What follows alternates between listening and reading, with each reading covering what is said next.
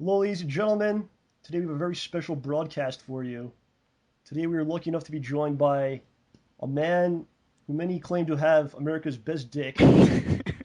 He is a GGPO Street Fighter legend. He was part of the American national team that went to Japan for Super Battle Opera Tougeki 2011. And more importantly, he's my favorite Super Turbo player. Ladies and gentlemen, New York City's own Riz0ne is Oh, here. come on, John. How are you going, sir? Morning or almost noon. Damn. You said so Pretty many well good things today. about me in like 30 seconds. What's up? What's going on? Doing okay, man. How you doing? You slept okay last night? I slept since I've got back. I sleep like 12 hours a day. I can't. You're still messed up. Yeah, I'm still pretty messed up, and it's All right, been it's we'll been have to almost talk two about weeks. that. All Yeah. right, we'll definitely get into that, the effects of Japan and what it has on you. Oh yeah, for sure. Um, Plenty. so what we're kind of do today is we're gonna do like a little kind of an interview. It's kind of like inside the actor studio. If you've ever seen that show, this is kind Oh of like yeah. it's inside the Super Turbo Players arcade or something like that. You have a better name? Sounds catchy so far. Oh, Is we'll there a we'll better come name up with than? something. All right. So I want to go back to Riz1 Day One. You like that? Okay, all right, day one. Riz1 Day One. Do you remember the first time that you ever played Street Fighter? Where was it? What was it like?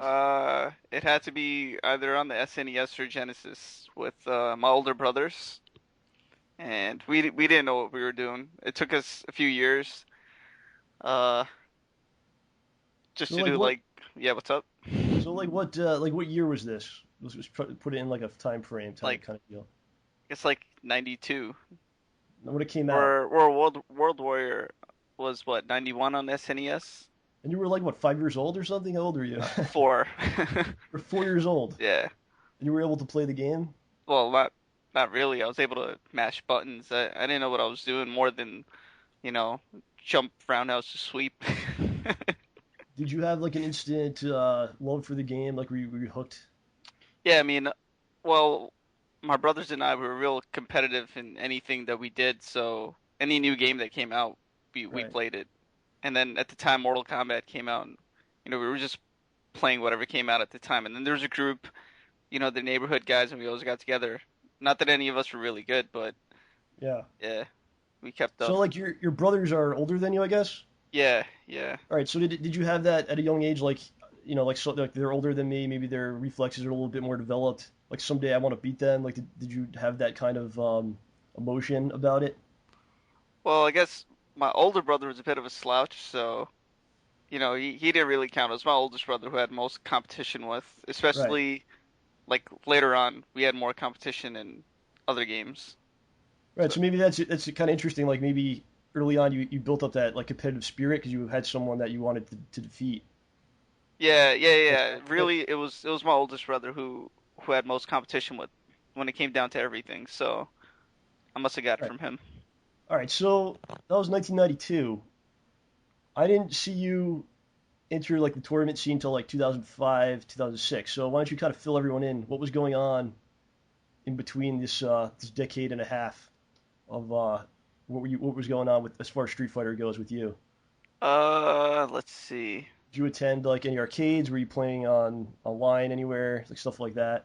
Well, I mean, in my younger years, I was going to the arcade, but like I said, I didn't really know what I was doing until I played online. That's when I really learned, what zoning was and corner traps and combos Right. So because what arcades did you go to? there was this place called Galaxy in Brooklyn on Coney Island Avenue. I'm pretty sure everyone in Brooklyn still remembers that place. They're gone now, but they had, Ultimate MK3 and the Street Fighter Hyper Fighting. It was a really small comic book store, but they always had top games at the time. And before they closed, they had Marvel vs. Capcom 2, so a couple of guys went there to play that, but that's about it, really. Were you going to Chinatown Fair during this time, or Uh, no? I, I, I was, I mean, I had passed by many times and I went in when I was, uh, when I was younger, but, I guess around maybe when Tekken 4 came out was when I was going to Chinatown Fair a lot. I don't remember what year that was, but It's probably early with the early 2000 era, I guess. Yeah, it had because I started high school and that's when I was going to Chinatown Fair a lot. And I actually remember playing Super Turbo there once just for kicks. And I Right. got beat up by this random Blanco player. Later Uh, found out who it was, but all right, we'll get to that in a second. yeah. So like I mentioned in the intro that you're kind of like an online. We're first known as kind of like an online legendary player. I don't know Uh, about Legendary, but online what? online, yeah, I played a lot online. All right, what was the first time that you played the game online? Like what service was it? What year was it? It was the when MAME was able to go online on that Kylera stuff. Okay, so it was like early 2000 around then, or Uh, I would say '01. Like when I started high okay, school, that's probably when I started high school 2001. So yeah, around that time maybe. That's when I started playing online. okay, so that was pretty early in the the online era for Street Fighter. You're right on top of that. Um, so I want to talk about your character selection. Now you're known to have the greatest dick in America. Um, so for people that don't know, we're talking about Dictator, who's known as M Bison in the U.S. Vega in He's known Japan. Vega for friends in Japan. Did you always use this character, or were there other characters before this? I used Honda first, and I used Dictator as a sub. But I made Honda because I was playing Champion Edition online a lot at the time, and he was bottom of the barrel, worst character, and for some reason I just like that. Meanwhile, Dictator is more like, the broken tier of that game, so polar opposites, and I decided to use them in Super Turbo. Okay, so did you actually play more hyper fighting at first, and then got into Super Turbo later on, or like how did that happen? I completely skipped hyper fighting. I never liked hyper fighting. Okay, I didn't like the air hurricane. all right. We talked about you kind of talked about a few different games you were playing like during the '90s, and you mentioned like Mortal Kombat. You mentioned I think Alpha and stuff like that. Why did Super Turbo become like the main your main game?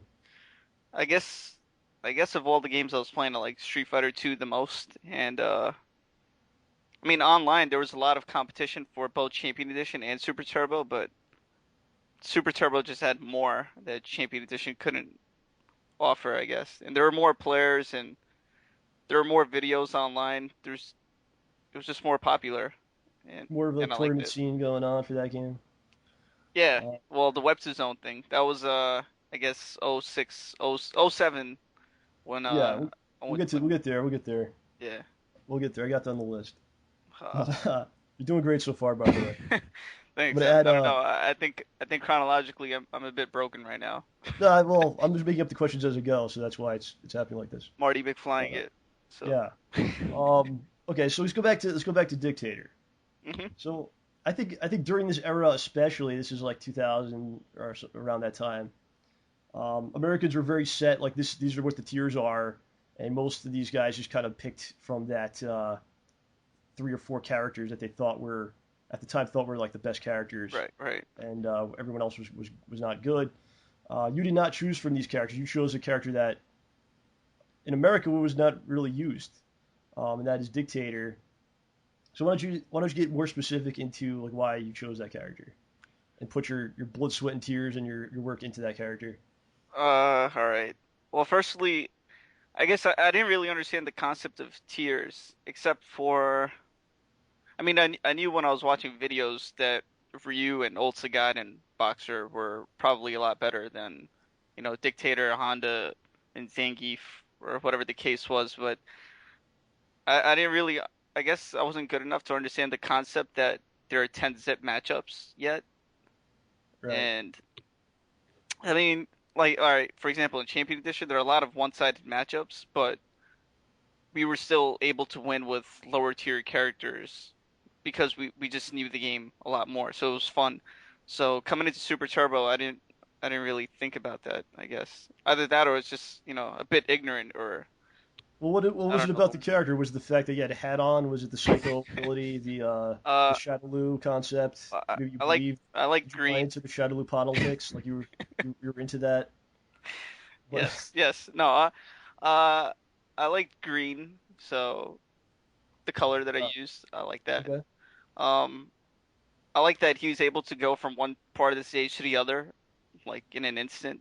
All of his moves just put him in different parts of the stage. It's not like he has more mobility than Guile or Ryu or the other popular characters. I guess the only other character that moves as crazily as he does is Claw, Yeah. but Well, he moves on a whole other level. It's yeah, another story. yeah, he's like on Turbo 12.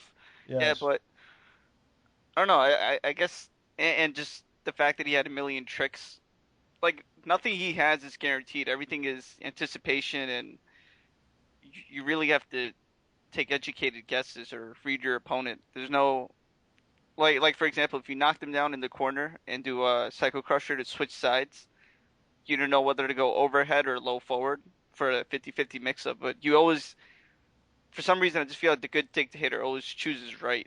So Cool. I don't know. It's like I It was just maybe like it was just it was just meant to be. That was your character, and just kind of maybe like a Ouija board. Your hand just kind of moved to the character and select screen and shows him. well that, and he's also the boss to the game, so Right. that's pretty cool. Yeah, I think guys like you and Mars definitely proved that other characters are very strong and can win tournaments and kind of changed the game in the last couple of years. Well, Mars, I definitely believe. Mars.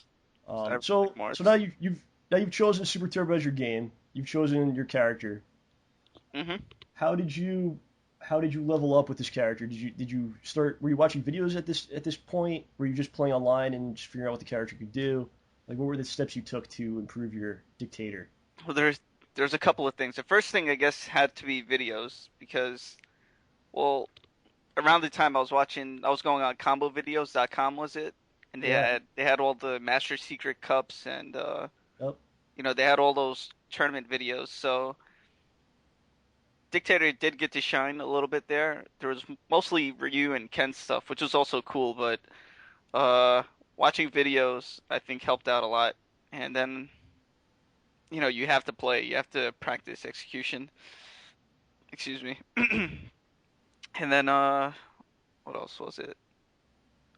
Then everything else just becomes trial and error. So, Right. yeah. Yeah, it's people. I think it's like one thing people don't realize, like the newer generation, like there were no videos available like now. You just go on YouTube, and then you just put in the title of the character, and there's all kinds of videos. It wasn't like that. You had to basically go to like the combovideos.com, like you mentioned, and you would download like this giant file, and you'd have to like unzip it and like there'd be all matches in it, and there'd be like maybe once a month there'd be like Yeah.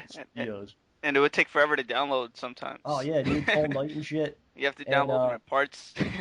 yeah, download parts overnight. And if there was like a tournament, it wasn't like today where it's streamed. Like maybe 2 months later, someone would be like, "Oh, I coded the videos, now they're up." Yeah, and everything was like VHS then too. All the videos that Right, got put up were from VHS. right. Um, okay, so when I first met you, it was 2006 into probably a series of tournaments that went from 2006 into 2007. These were the Web to Zone tournaments in New York. It was actually ran by Darkside Phil. Yeah, that's where I met you guys. Yeah, and people don't know there was a really good scene at that point in New York for Super Turbo tournaments. You had guys like the Doyle brothers showing up.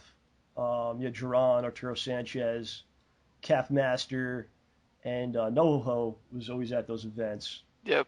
Um, so before we get into the actual tournaments, why don't we talk about your history with NoHo? Well, I guess I met Fred, NoHo, and you and Catmaster and Chris Doyle. I met all you guys over there at the same time, and DSP. I guess around '06 or '07 at one of the Web Zone tournaments. And after the tournament, I was talking to Fred, and I'm like, well, I kind of play Champion Edition slash Super Turbo, so we played Hyper Street Fighter for like a couple of hours, and then he goes, you should come to Chinatown Fair. And that's when weekly he, myself, Chris, Flash G, and one or two other guys would play Super Turbo every Friday evening at Chinatown Fair. So that kind of got me leveling up for a while. And then Right. eventually I found out that Fred was no ho ho. I'm like, so that's you? He just didn't tell me. He didn't tell you. He told you he was Justin Wong or something like that. Yeah, that's his other alias. It's his other name. All right, so you actually met, or you actually got brought into the scene by meeting people at Web2Zone. That's pretty interesting. I didn't know Yeah, that. yeah, Uh, yeah. so like, what compelled you to go and compete at Web2Zone at these tournaments? Well, it was about 5 minutes from where I live, Oh, and I mean, I would pass by it all the time and see all these guys on because on the side there were two rooms. One room was where the TVs were for Street Fighter and those kind of tournaments. The other side was Counter Strike, whatever they had with all the yeah. computers. So I didn't really notice anyone playing Street Fighter at the time. I would always pass by when they were playing Counter Strike. I'm like, maybe I should pop in one day. And I was playing online, and some guy goes, you should enter Web2Zone tournaments.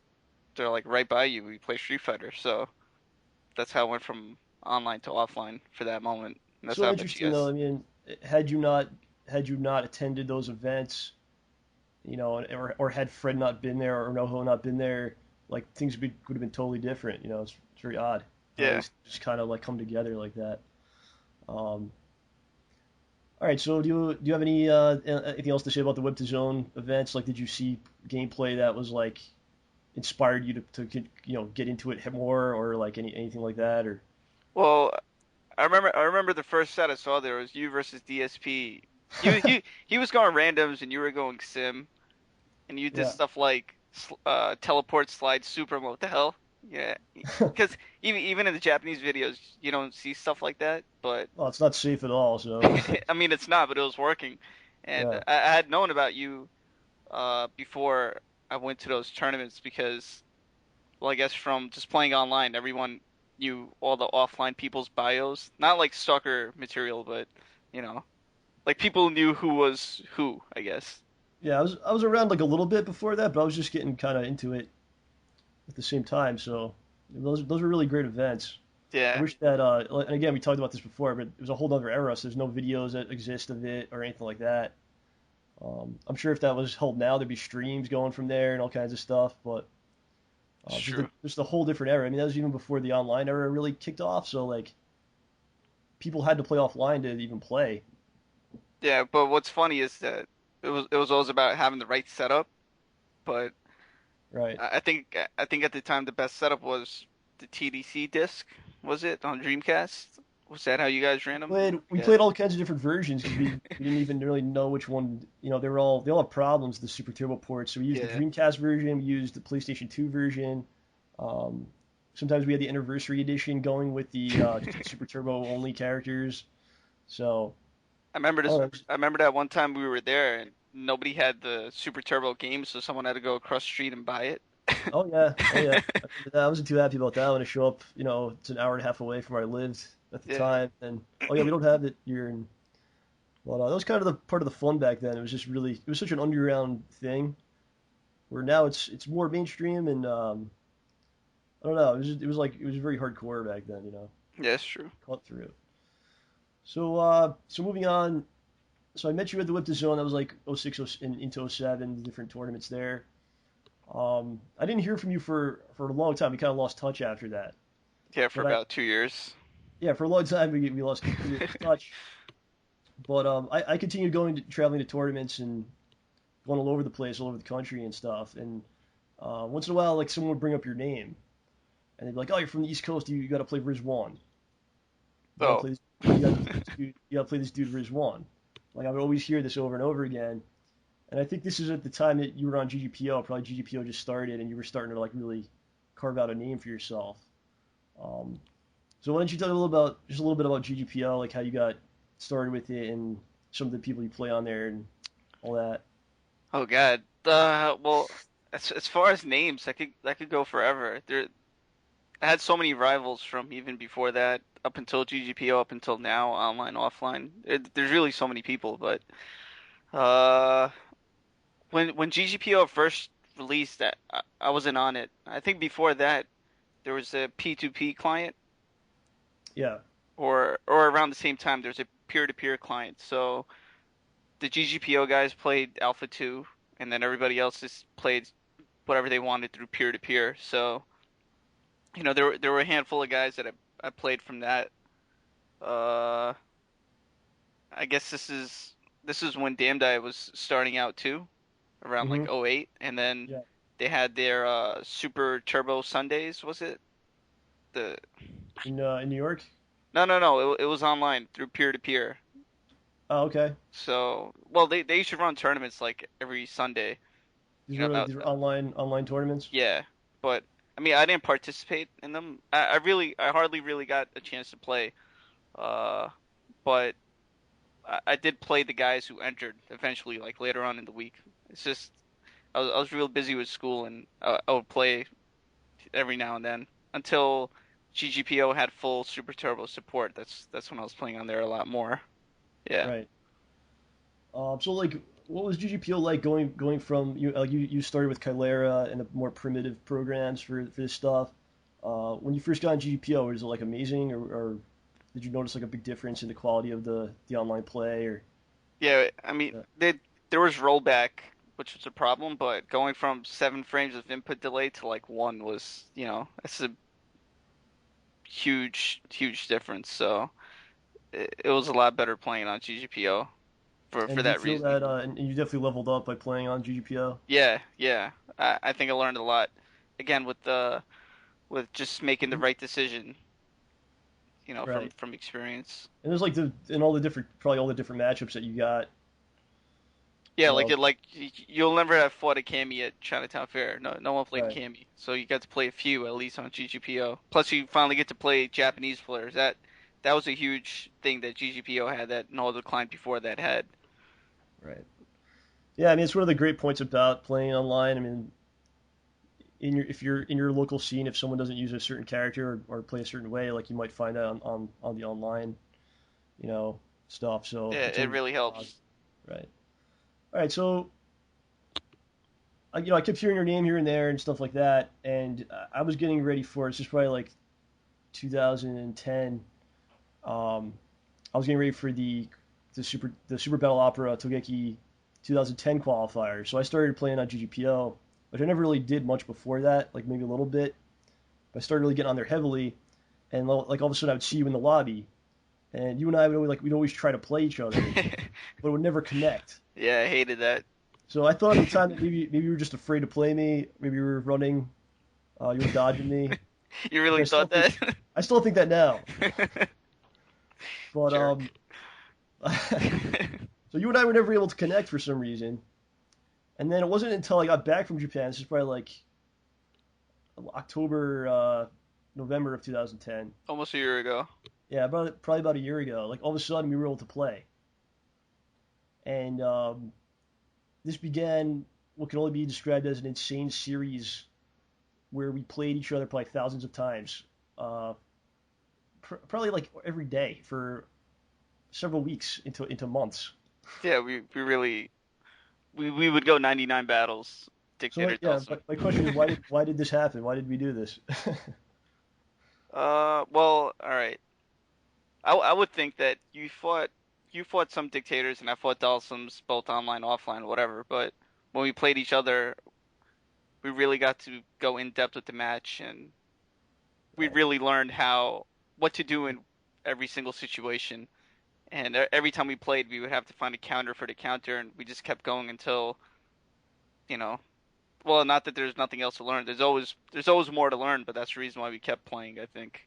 Yeah, I have to say it's probably the most fun I ever had playing the game. To be honest with you, Oh, that's sweet. because it was just because it was almost like I've been playing the game for several years at that point, but it was almost like starting over in a way because we just got so deep into the matchup that Yeah. I constantly had to keep learning things to counter you, and then you weren't like you worked very hard and you weren't like just like complacent like you tried to beat me and I was going at you.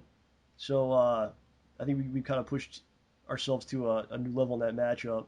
Yeah, I agree completely. Um, it was crazy because we were playing so much that like people were actually questioning me people were like what's going on with you and Riz? Like you guys are always playing like what do you mean what's going on with us? You're like, come down there, you know.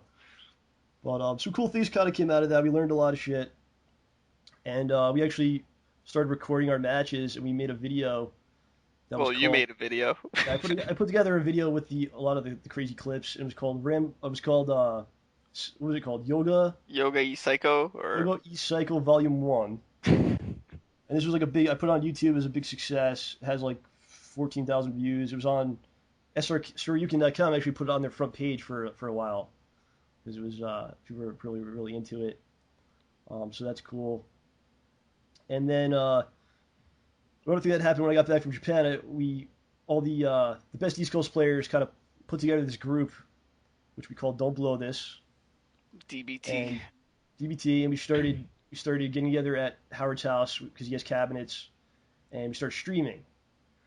So I was like, Riz, you got to come down to play with us, play with these guys, and eventually you came on February 13th, 2011. Yep, just before Valentine's Day. That was your debut. That was your debut on Don't Blow This. And I just want to ask you, what were your thoughts like going into? What were you anticipating going into it? Like before you got there, like what did you have any thoughts? Uh, well, I mean, What were your thoughts? everybody was telling me you have to beat Damn Day, and that was like the main thing. So I'm like, all right, I have to beat this guy offline. I haven't played him in a while. He plays Old Hawk. It's fine. Um, but when I saw the setup, I'm like, I haven't played on a ball top ever in my life, really. Maybe Right. once So or yeah, twice. why don't we talk about that for a second? Because you were not using the like basically the standard setup, which is a ball top with a square gate. Yeah, You were using a different setup. So like, what were you using at that time? it was a Japanese bat top with an octo gate. Uh, Wow. Okay. it's just around the time that I started, the Trap 2 was what I had, and the stock parts they were actually. Hang on the phone. Okay. I don't know who it is. All right. Don't worry about it. That's a cool ringtone though. Anyhow, uh, right. So the A Trap 2 it came with the standard square gate ball top, and is it really distracting the phone in the back? I don't even hear it, dude. Oh, all right. Yeah. Don't worry about it. Anyhow, all right. So for the third or fourth time, it came Hmm. with those parts, and I just couldn't get used to it. Which I mean, and that's when I started stick anyway. I bought the Asia 2. I'm like, all right, I'll play stick now. I was playing pad for a few years, and then I switch over to the Octogate, and obviously I got used to that because, well, it was my first joystick, and it just whatever. So I didn't really know that there was a right setup to play on, and there Right. was. So when I went there, I was kind of like that was the first thing I had to get used to: the ball top and the square gate. The second thing was the cab itself and the sit down with the monitor, and that side. It's not like playing at home on your computer. It's completely different now. And then the most important thing was that it was the actual hardware, not emulation, and it makes a huge difference. It really does on inputs. So there's definitely like a big adjustment that you had to go through. Maybe you didn't expect it like that to be like that. Yeah, I thought it'd be more, 1-2 easy, but it wasn't. It Yeah, was the pretty game's like difficult. the game plays so differently, and the controls and everything. It's just so much smoother that it makes you not. It really forces you to not want to go back to emulation. Right. But we always do because we have no choice. I mean, I can't play you every day, so Right. we have to play online. And we also spoke about there are some benefits to going online and stuff like that too. Yeah. Um, so like a lot of people, at times try to switch from a maybe American stick to Japanese, or like what you did, the Octogate to the Square Gate. How was the transition in switching up your game? Um, the different controls. Uh, all right. Well, this might sound a little weird, but I think playing on the right setup makes you a better player. It sounds stupid because you can play on a Genesis pad or whatever you choose and execute the same combos or whatever, but I feel like the game was made to be played on a certain setup. Yeah. And because of that, it unlocks a lot more of, your potential, what you could really do. So playing on the right setup at Howard's really like all right, here's a weird example. Like I feel more confident in walking up half a screen and throwing just because I'm on that setup. There's a kind of magic behind the setup that you can't explain, but it just makes sense to me. And I feel like playing on the right setup did that for me and gave me more Right. setups and better execution, things like that. Yeah, I mean the game was really designed to be in with that setup in mind. Yeah. When they built the game, that's what they had in mind for it to be, and that's the standard setup, obviously in Japan. Yeah, I mean, Um, if the best players in the world are using it, I right. guess we should too. So, Yes. Yeah, we don't know better than them, I guess. So, all right. So that was kind of like your feelings going into it. When you were playing with the first time at Don't Blow This with the stream with all the players, like, what was it like? What did you feel? what did I feel? There What were, did you feel? well, there was a bit of adrenaline because I'm finally playing offline, and that day it happened to be, there were what, 15 players or something in that room. Yeah, we had a lot of people that day. Yeah, so, uh, yeah, there's just a lot of adrenaline and wanted to perform my best and not let myself down, not let everyone else down. So, I just had to take the hit and realize that the setup I was on wasn't the right one and I have to quickly adjust, which kind of took a while, but Yeah, now I feel adjusted. yeah. I have to say, you definitely, pretty much instantly became part of the family in a way, and it's not the easiest thing to do because we got quite the cast of strange characters. A lot of personalities going on there. But you definitely kind of just melded right in, and you've been to many streams since then, or many live sessions. Um, okay, so you became part of Don't Blow This. We've been playing online a lot. Now we're into this is probably winter time 2011, and they announced that in the end of June there will be Tougeki 2011 qualifiers held in Nashville, Tennessee, where will be three singles tournaments, and the three winners will be part of the American national team that goes to Japan for Super Battle Opera. What made you decide that you're going to throw your hat in the ring and you're going to compete in this event? Whew, hmm. I mean, there were a few reasons. Was it something that you always dreamed of?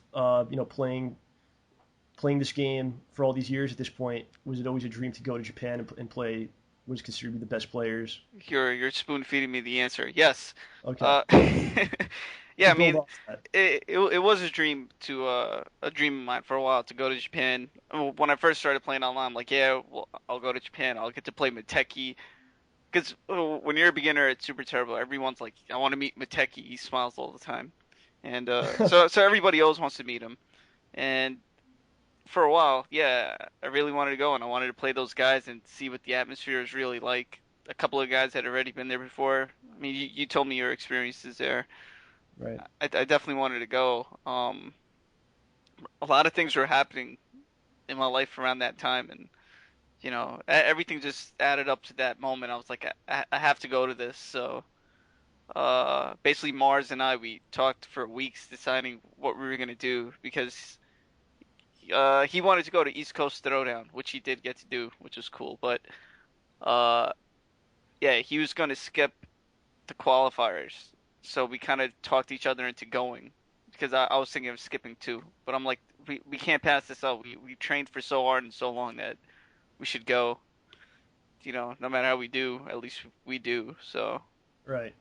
So we kind of push each other to going. So it was kind of like I've worked so hard for all this time, and this is finally my chance to get somewhere and put all out there and make my dream of going to Japan come true, and then you decided to go. Yeah. Um, how did you prepare? What was your preparation for Tougeki qualifiers? All right. The first thing was no more emulation. I had to completely cut playing at home. Um, what I did was I just watched videos and take notes. So, uh, I open up a Word file and I type up, you know, a theory or something like dictator cross up on boxer. So if he blocks a cross up, what do you do? You get Right. it? So if he Yeah. doesn't, yeah. So for Boxer, for example, if he blocks the cross up, you have to take the throw because if you do two stand shorts and then go for a low forward, the low forward whiffs, and then you lose your mix up because when Boxer stands, is his body's like kind of moved back, so you can't tag his feet with the low forward. So if you go for that, you automatically lose your mix up and you could throw away the game. Right. So these are the things that I'll type up after watching videos. Like why would you Vega not go for the low forward mix up? Why would he just take the throw? Right. So no GGPO, watch the videos and then play at Howard's. Play nothing but strictly offline on the right setup with the right guys, and that was it. So Yeah, it was those really interesting. I thought it was very interesting how you prepared. I remember because I was preparing too, obviously. We were kind of going back and forth because my philosophy is always grind, So like I was just going online, playing matches, and playing offline a lot. And then you were just kind of like, yeah, I'm watching videos and studying. yeah, I mean So that was really interesting. It definitely worked out for you. well the deal was to play once a week at Howard's, so we did Right. that, 4 times before the tournament. So in Hmm. all of June, I played 4 times, like long sessions, nothing but offline because it just makes such a huge difference, at least with dictator inputs when you're playing online to offline. Yeah, I was obviously there uh, playing with you offline, those weeks in a row, and you were kind of like improving every week, and you just kind of peaked at the right, at the right moment. So I think you definitely worked out. And it's funny because like there's no specific training method for Street Fighter, Yeah, there isn't. right? And everyone kind of has their own idea of what they should do. So you definitely put something together that worked out for you, and maybe I might consider following in your footsteps. So instead of just grinding all the time. Um, all right, so now it's the big day. It's late June 2011. I don't have the exact date. I didn't do my homework It that was well I to know left it. I left on the night of my birthday actually. Wow, okay. So we got there the 24th of June. The tournament was the 25th. Okay. So you arrived at the Super Turbo quals. You hadn't been in a tournament in a long time at this point. Yeah. What were your thoughts going into the event? Did you nervousness? Did you actually feel that you could win it? Uh, I don't think I was nervous. There was, again, a bit of that adrenaline, but I think from playing offline against you guys for the past couple of months, like at Don't Blow This in Connecticut, that that kind of canceled out the whole nervousness and pressure because essentially we were doing the same thing there, but this Huh. time we're, you know, going to win something else. You know what Hmm. I mean? So to me, it was the same thing. It was like just perform your best in the moment, and that's what's important. Yeah, you just kind of like I remember talking to you about it like that morning. How you just kind of take it round by round. You don't think about it, and you don't think about it to make it too big than it is. By going, oh, I have to win X amount of matches, then I go to Japan and blah blah blah. Like you just kind of take it round by round. Yeah. Well, what's funny is you always preach the round by round thing. I always used to think of the bigger, like think of everything at once, and I Right. had to stop then when we talked that morning. You were right. I was like, how many matches do we have to win and calculate, the probability of fighting a counter pick match, and yeah, I was kind of overthinking, but at the same time, I'm like, it's really all up to your performance in the moment. If Hmm. that tournament were to happen again, you know, it could have went either way at any time, really. Yeah. Well, it's just the nature of the game, really. I Yeah. mean, it's very balanced, and anyone, everyone has a chance. But I asked you this before. You kind of dodged the question. But did did you believe that you could actually win the event? Like in your Uh, heart of hearts, did you say I'm gonna win? I thought winning was possible. I don't know about like very likely, but I thought it could be done. Yeah, Okay. but not like I guaranteed won this before walking in. I just thought I Okay. had the potential to win. Yeah. Okay. So it sounds like you had the right mind frame going in. Yeah. Confidence, but not cockiness. Yeah. There's a fine line between the two, and you All know, right. So at this event, you defeated Mars Gotti, you defeated myself, and among several others, you beat to win a spot on the Super Battle Opera Tougeki 2011 team. What goes through your head while playing these matches? Like, what are you thinking? Do you, yeah, You mean go ahead. specific matchups or just when I'm fighting in general? Yeah, just yeah. What's going? Well, just in general first. What's going? Like, what's do you tell yourself something before matches, during matches? Are you just very focused on the match itself? Like, what's going on upstairs? Well, first I have to drink some tea. Like that Yes. that day I was drinking, green tea the whole time to kind of like calm myself down and it's just a game and the match can go anywhere at any given moment. So when I'm playing, I think about, well, I messed up here, but it's okay. I did what I felt was right. But there are other times where you'll tell yourself not to do the move and you do it anyway, and then when it gets punished, you want to punish yourself for it. So I guess I was a bit more focused there, and I try to make less mistakes at the qualifiers. But really, it was all, if I land one hit, I can win the game because Right. Dictator has the touches out the capability. So even if you're at zero vital, you can still come back and win. So that's all I really thought about. That no matter what happens, how many mistakes I make, if I still have some life, I can win the round. So Right. And this is where like your those notes that you took, like you mentioned earlier on, you had notes about specific matchups. So let's say you're going against Marsh's Guile, like you already have certain points that maybe like you hammered into your head or certain in that right. matchup.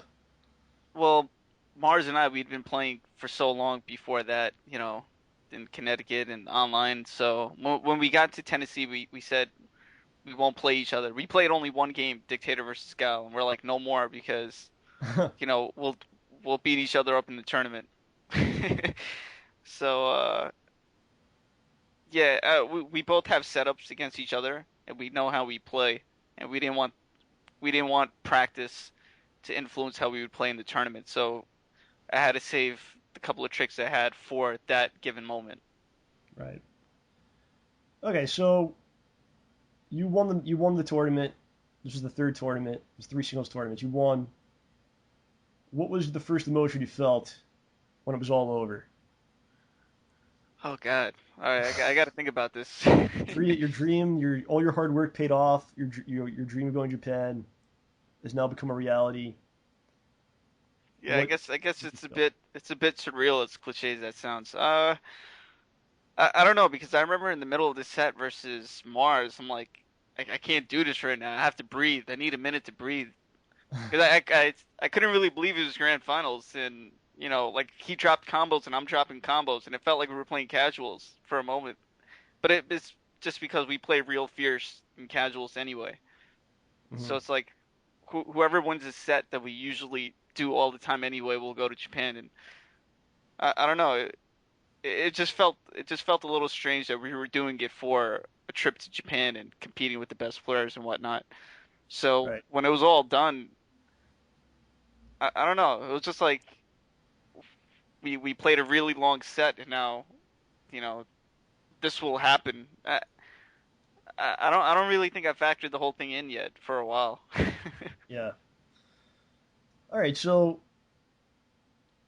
you came a very long way in about probably about a 6 month time period. You went from being a more online centric player to playing offline to switching up, totally switching up your control scheme to now, entering a major tournament, winning. And I guess that's the biggest accomplishment, like how far you came in that amount of time, which isn't a very, really a very long amount of time. Well, you get to So practice with the right guys, and yeah, I mean, we did train pretty fiercely, so. yeah, you worked very hard. I mean, definitely deserved all these things.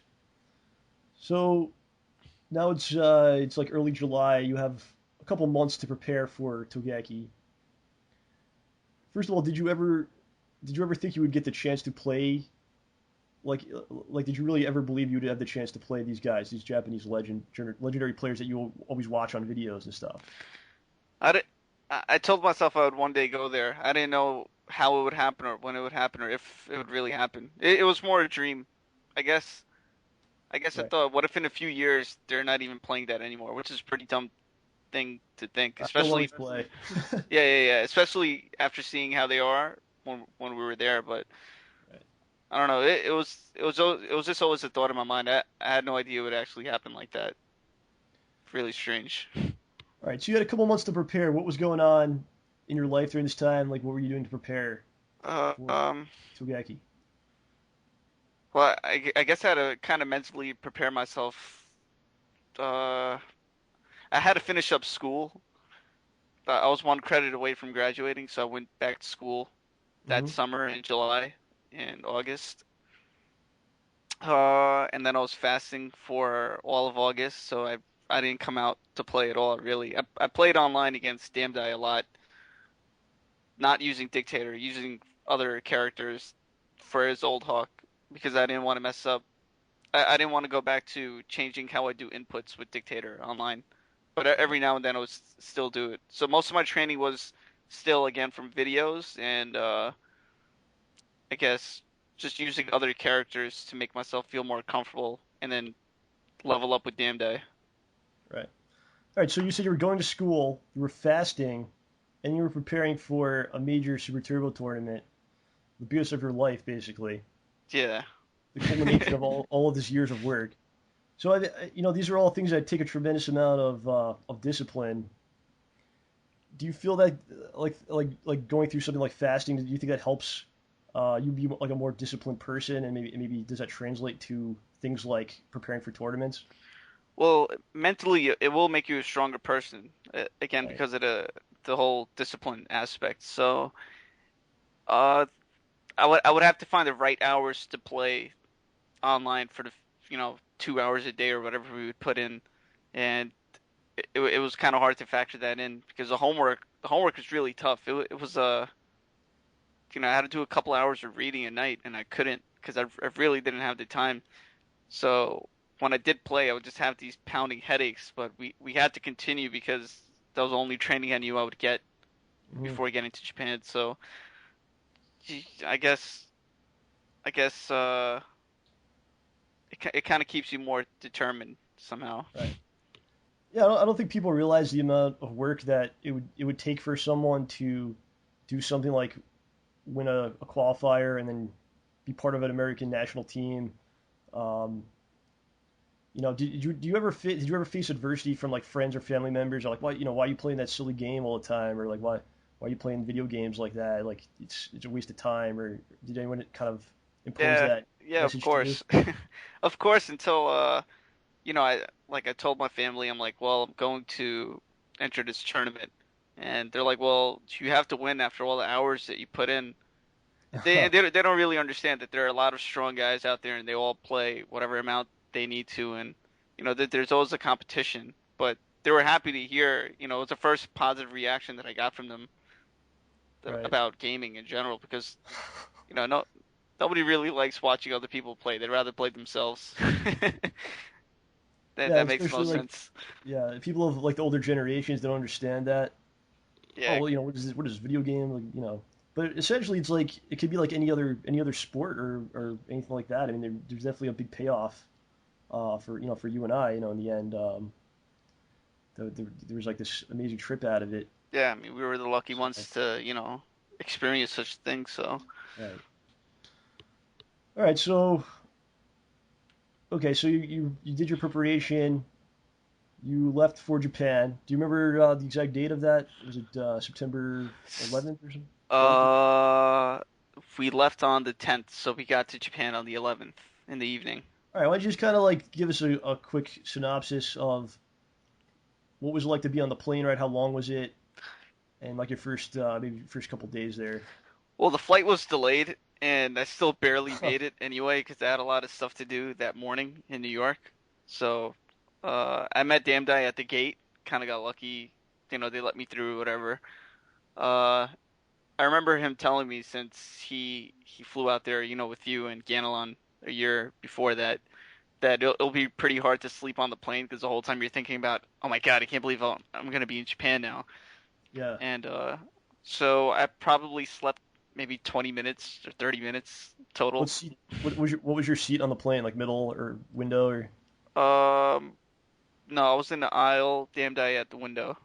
Yeah, so he gets to sleep because he can lean against the window. Yeah, that was his Yeah, whole that's what he scheme did the to me. entire time. Yeah, he did that to me also. So you didn't get any sleep on the plane. How long was the ride? About 13 or 14 hours. It was really long. They must have played Yeah. over 5 movies. Oh, And it was much longer going than coming back, actually. hmm. And what else about the flight? Well, he was actually a bit talkative. Usually, damned I don't know. I didn't expect him to talk so much. Maybe most of it was responding, but he did talk a lot. That was cool. We we got to watch X Mania 11, was it? Cool. So yeah, so we were watching that on my laptop and just discussing matchups. And then he slept for a while, and I just couldn't sleep. It was pretty exciting, the whole time. Just like I'm gonna step on a different kind of ground now. Yeah. All So right. So like you eventually get to Japan. What was the first stuff you did? Like what was it? What was going on? we had to meet Fred. His All right. he So took a no different ho. flight. Oh Yeah, no right, ho was there. He was meeting those guys in Japan. right. Our translator, and Yeah. because he speaks Japanese, and Super Turbo, he keeps good records of Super Turbo. I kind of asked him to come with us. I thought it'd be a good trip, and it was. So we had to find him in the airport somehow. We did. We get to Akihabara in Tokyo. NKI shows up, and we got a quick dinner. And it was around like maybe 11:30 when we met him. Where was it? Where did you have dinner? It was some really, really small place somewhere. Was it in Just down the block. Akihabara Yeah, or? yeah, yeah, just down the block from the hotel in Akihabara. So, Yeah, um, I don't know what it was like for you, but when I got there, it was like very, it was late at night, and the first thing we did, we went to Akihabara and got food, but it like I was up for so long, and then all of a sudden you're in this place with like all these lights and everything, and it just kind of like it's so bizarre. I don't know. Did you have that kind of similar feel? I mean, yeah, there were lights from the arcades and all the other places that were closing or whatever, but there were hardly any people on the streets. That was pretty Hmm. strange. But it's the electronics district, so it's not like there's Yeah, anywhere to party or go, drinking or whatever yeah, night people do. right. Whatever they do. Yeah.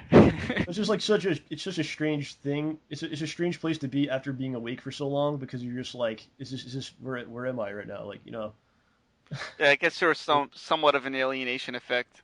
right, I mean, especially when we got to the place because honestly, I can't use chopsticks and I was kind of forced to. right. And yeah, but on top of that, I wasn't like I was tired but not very sleepy, and then I was hungry but I could go without eating. So my mind and body were just in two different places. Right. If that's an easy way to describe it. Yeah, I think it's perfect actually. All right, so you mentioned to me that you had trouble like getting adjusted to the sleep stuff or the time difference and stuff like that. We kind of speak about that a little bit. All right, well, that night, when NKI and Damned I left, it was just Fred and I. We go to 7-Eleven or what's it called, Lawson, the supermarket, I don't remember, dude. whatever. So we went there and we see some police officers on the way. So I whispered to Fred, I'm like, they're gonna ask us for our passports, and I guess the cop heard passport, so he Hmm. really made us halt. He goes, stop, Oh, and, dude. yeah, and he asked for our passports.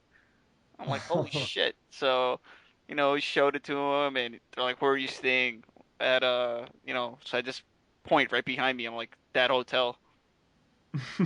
So Fred was pretty pissed off about that. He goes, come on, man, I have to get ask for our papers. It's just been like we were just there for 5 minutes.